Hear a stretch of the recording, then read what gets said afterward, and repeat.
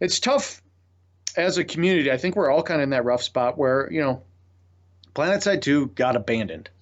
Um, I think probably rightfully so. They made a lot of money with H1Z1. Like if you were the person that was looking at the books and you got this thing over here and you got this thing over here, I can't blame them for putting the devs on the one that's just spitting out dollars, right?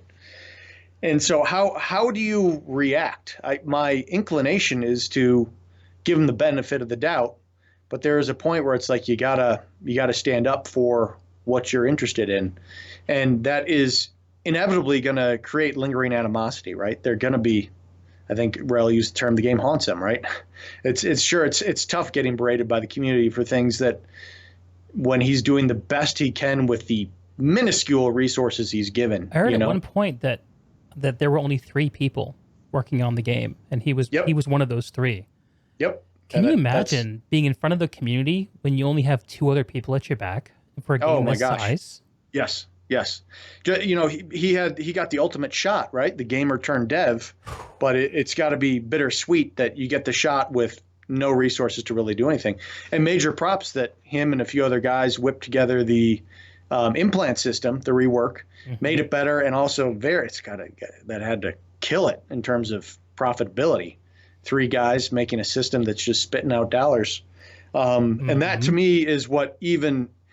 To me, without that, I don't think Daybreak Games would have ever looked at this game again as something that could make money. So if a few guys can make a system that can make as much money as the implant system did, then this franchise still has legs and an audience that's willing to pay to keep the game going. That's exactly how I feel. Yeah, I really think that kept this franchise going here for sure. Yeah, the implant system I think was very polarizing for a long time, especially in its initial iteration.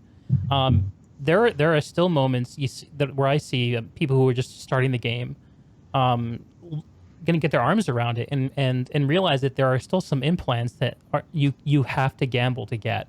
And you're right.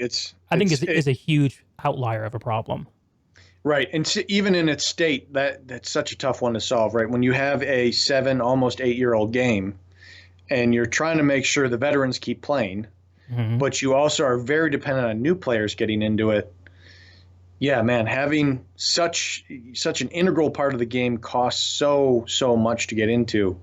Yes, I don't know how you really fix that one, right? Yeah. Without making the veterans feel cheated, because you could make it easier for starting players, right? Double, triple ISO, something like that. Something or for the new selling players. Perfect implants. Yeah, that's one way. At least you kick out the loot crate end of it, which is also kind of, that's questionable. So, yeah, I don't know. Like as a gamer approaching it, like I have a 9-to-5, so I can support Planetside. I don't have to play it as a free title, which means that for me, I jump at the chance to buy a Perfect implant to get carapace on everything. Like that was an easy choice for me to make. Yeah. I know not everyone playing this game is in that position, and it being a free-to-play game, it probably tilts towards the other end of the spectrum. But it's one of those things where I'm sure it makes the company a lot of money, but I also think it presents a kind of an image problem. Absolutely. I mean, any of these big titles out there depend on the masses, right? The masses coming to it, and sure, there's the whales for sure, but they catch a few dollars from just a wide range of people, and that's how they're able to just do so much for the games, right? They just have such a massive income base. So, yeah. I don't. It's a tough transition, right? Where a lot of people are like, well, why does everything cost so much in Planetside, right? Could they make the transition to stuff being cheaper, where sure, more people would buy it, but then people like you or I that would spend $100 on a bundle, if they no longer have to, they may be cutting their income by making things cheaper. There's a threshold there that is risky to cross, right? Yeah, and to what extent does having to grind turn people off versus having the ability to grind make people engage? That's another really key piece of it, right? Because people, they need something to go after, right? Something to chase. there's nothing to chase, yes, you will have more people fading away. So there is a keep people engaged part of the grind for sure. Yeah. Thinking back to when the directive system debuted and they brought out the first, what do you call it? Directive weapons, right?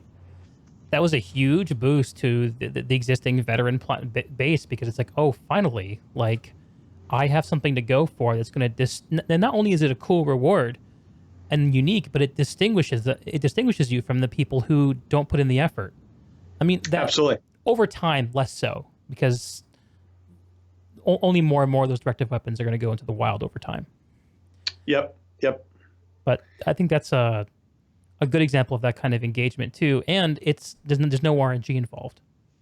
Absolutely. Yeah, the carrot to chase there was huge. I myself, I chase Araxiums and directives. That's kind of something that keeps me going on the next weapon. So yes, I think that was a big, brilliant move. Right. No loot crates involved, right? You put in the time, you get the reward. That's a good feeling. That's the free to play as a gamer. promise.